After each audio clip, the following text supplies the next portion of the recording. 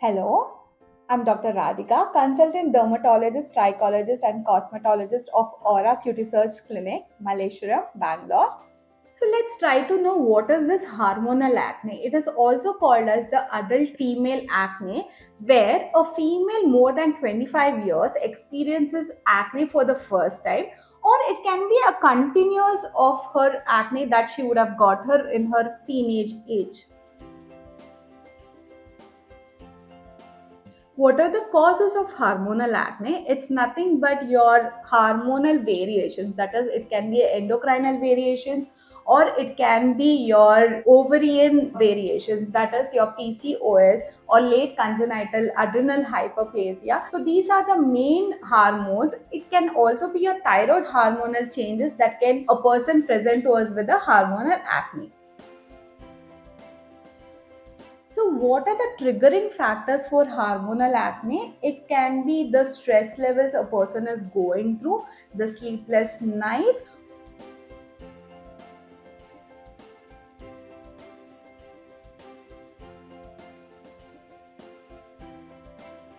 or the dietary changes the person is having.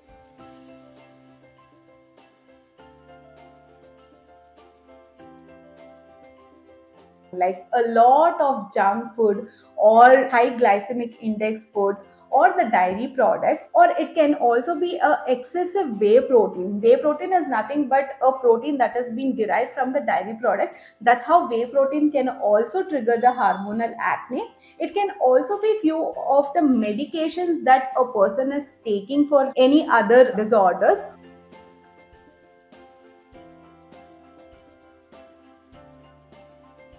Or it can also be due to the excessive cosmetic usage or even sometimes excessive washing the face, where it kind of takes away all the natural moisturizing factors of your skin.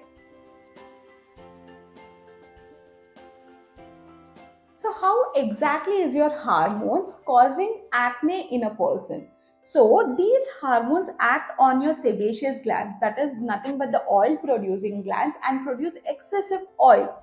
It can also be due to the peripheral conversion of hormones, that is, you will have a normal hormonal profile. That is, when you get a blood test done, it will be normal, but your peripheral conversion of the hormones, testosterone to dihydrotestosterone, and it can be due to the variations during your menstrual cycle, perimenopausal state, or during your pregnancy. So these oil production that has been done with your sebaceous glands, so these oil kind of clog your pores, and whenever there's a clogged pore, the bacteria that is present on your skin surface will go inside your oil glands, and then that's how pustule or a pimple with pus filled lesions are being formed.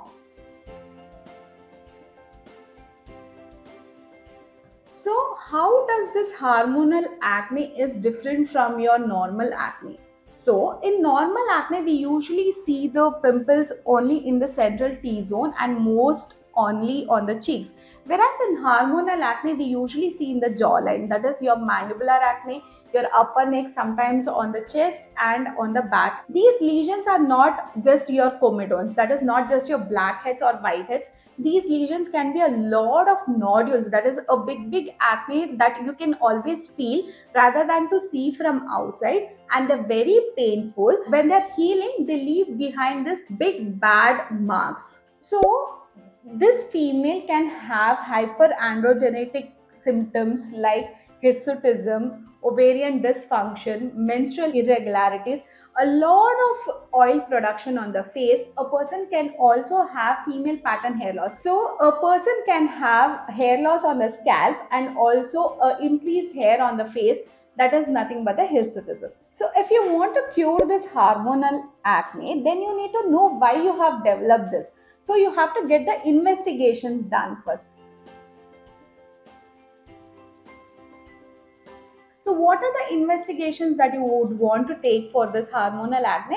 It is nothing but your follicle stimulating hormone, luteinizing hormone, serum prolactin, thyroid profile, serum free and total testosterone. So along with these blood tests, the person can also might have to get an ultrasound done of the pelvis and abdomen to rule out the polycystic ovarian disease or any other adrenal or the ovarian pathology. So how do we manage this hormonal acne? So first and foremost is lifestyle changes that has to be done. A person having a lot of junk food or the dietary intake of lot of dairy food, it has to be reduced. Person having a lot of high glycemic index, that has to be reduced. Chocolates, bakery products has to be reduced. Or a person having the other lifestyle changes like smoking or drinking, that has to be avoided. And the other lifestyle modifications he can do is a bit of yoga or exercises, 20 to 30 minutes of exercises in a week.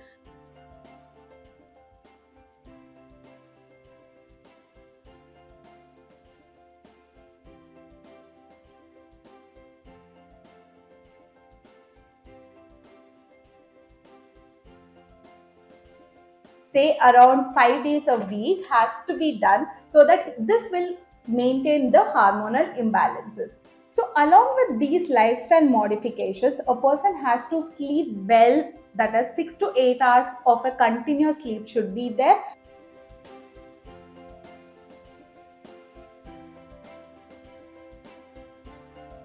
Try to avoid a lot of stress levels, try to do yoga.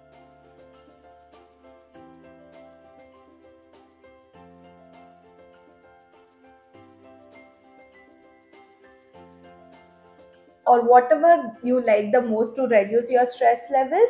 So using these normal cosmetics or the normal prescription that has been given for any other type of acne will not be much helpful. So the person has to start having consultation with a dermatologist, trying to know what is the reason behind this hormonal acne and give the or get the specific medications.